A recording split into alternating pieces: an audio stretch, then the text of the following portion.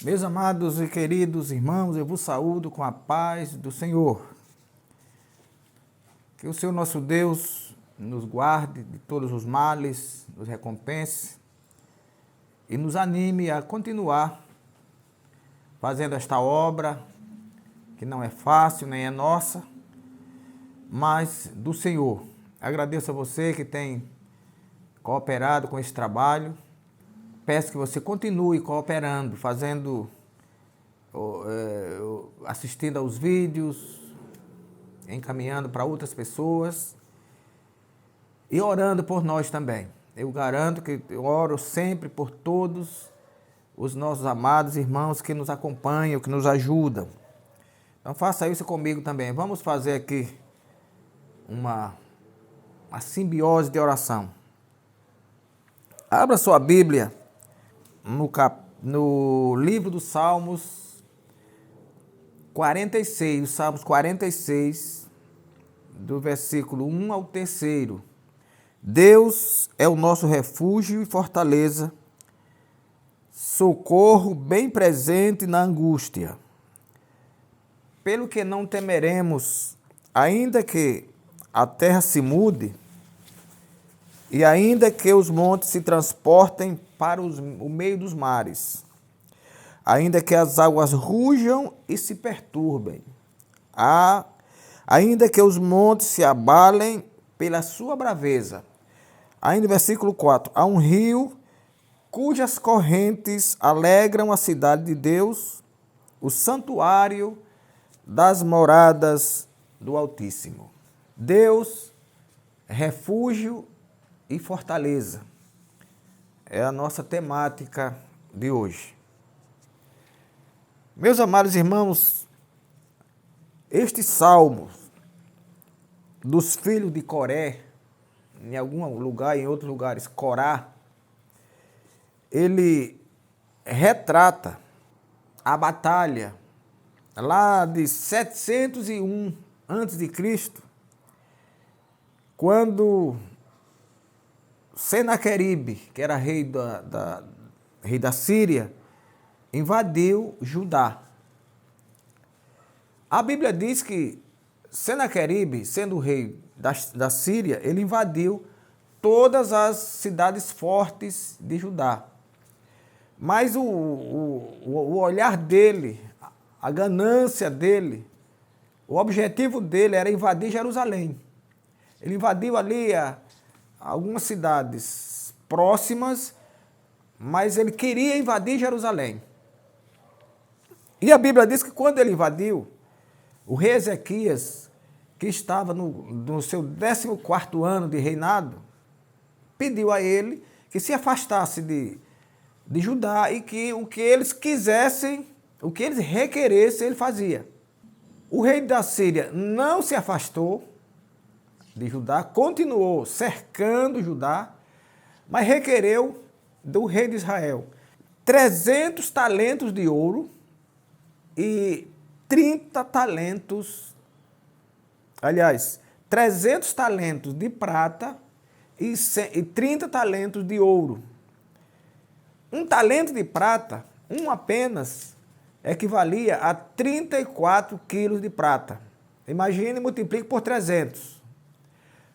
30 talentos de ouro equivalia, um talento também equivalia a 34 quilos. De forma que a Bíblia diz que Ezequias tomou toda a prata e todo o ouro que havia no reino de Israel. O ouro ele pegou do templo, das portas, das ombreiras, dos umbrais do templo. De forma que ele ficou sem nada e entregou toda essa fortuna ao rei da Síria, que não se afastou, continuou cercando. E aí ele achou pouco, como o pensamento dele era invadir Jerusalém. A Bíblia diz que ele avançou até Jerusalém e ficou ao pé do aqueduto de Jerusalém. O aqueduto de Jerusalém era uma grande obra feita pelo próprio rei Ezequias e que abastecia ali mais da metade do povo de Jerusalém. Sabe-se que aquela terra era uma terra árida, mas que, com a ajuda de Deus, Ezequias fez aquela grande obra, de forma que aquela obra é o que marca o reinado de Ezequias em Israel, em Judá. E lá ele ficou ao pé de Jerusalém e mandou dizer ao rei da Síria que queria também pessoas. Não queria só os bens, queria pessoas também. Então, aquilo acendeu a luz a luz vermelha em Ezequias. Ele viu que o rei estava para tudo. Ele não queria dinheiro, ele não queria ser. Quando ele desse às pessoas também, o resgate em pessoas, ele também não queria, ele queria era invadir Jerusalém. Porque ele invadindo Jerusalém, ele cercava o aqueduto e aí o povo ficava na mão dele porque não tinha água para beber. Era a tática de guerra do rei da Síria. Aí, meus amados irmãos, a Bíblia diz que Ezequias buscou a Deus. Ele orou a Deus.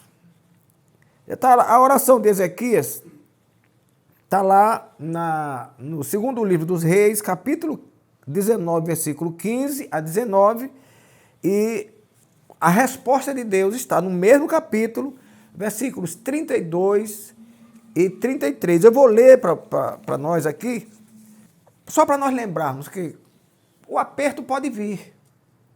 Nós não estamos livres de nenhum aperto. Agora, devemos nos lembrar que em qualquer dos apertos, a nossa saída não é o nosso próprio braço, não é a nossa tática de guerra, não. A nossa saída é o Senhor. Vejamos quando o rei Ezequias viu que a coisa estava virando contrária a ele, ele ora no capítulo 19, versículo 15, ele diz assim: e orou Ezequias perante o Senhor e disse: Senhor, Deus de Israel, que habitas entre os querubins, tu mesmo, só tu és Deus de todos os reinos da terra. Tu fizeste os céus e a terra. Inclina, Senhor, o teu ouvido e ouve. Abre, Senhor, os teus olhos e olha. E ouve as palavras de Senaqueribe, que ele enviou para afrontar o Deus vivo. Verdade é, ó Senhor, que os reis da Síria assolaram as nações e as suas terras, e lançaram os seus deuses no fogo, porquanto deuses não eram, mas obra de mãos de homens, madeira de pedra, por isso os destruíram.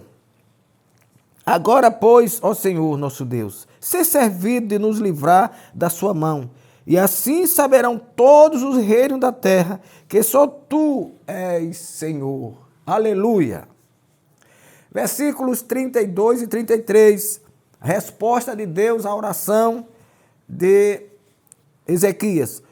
Portanto, assim diz o Senhor acerca do rei da Assíria: não entrará nesta cidade, nem lançará nela flecha alguma, nem tampouco virá perante ela com escudo, nem levantará contra ela tranqueira alguma. Pelo caminho por onde vier, por ele mesmo voltará. Porém, nesta cidade não entrará, diz o Senhor, porque eu ampararei a esta cidade para a livrar, por amor de mim e por amor do meu servo Davi. Glória a Deus. De forma, meus amados irmãos, que Deus respondeu a oração do rei Ezequias. E foi tão milagrosa a resposta, que a Bíblia diz que o povo, os assírios, lutaram contra eles mesmos. E naquele dia, o Senhor destruiu dos assírios 185 mil. Acho que é a terra toda. Aí sucedeu, pois, que naquela mesma noite saiu o anjo do Senhor e feriu no arraial dos assírios. O anjo do Senhor feriu no arraial dos assírios 185 mil. E levantando-se pela manhã cedo, eis que todos eram corpos mortos. Daí é que é escrito esse salmo. Deus é nosso refúgio e fortaleza, socorro bem presente. Meus amados, Refúgio significa asilo, retiro, guarda ou ainda fuga do perigo. Isso é retiro. E proteção é, em linhas gerais, o cuidado com os mais fracos. Proteção é cuidado com os mais fracos. Então o salmista diz isso: Deus é o nosso refúgio e fortaleza, socorro bem presente. Esse bem aqui é um adjetivo. O adjetivo é uma classe de palavra que modifica o verbo. Então, Deus é o nosso socorro. Socorro. Bem, esse bem não é qualquer socorro. Não é um socorro eventual. Não é um socorro apenas quando alguém grita. É um socorro que está presente todo o tempo. Deus é alguém que está presente todo o tempo. Por isso que ele diz, bem presente na hora da angústia.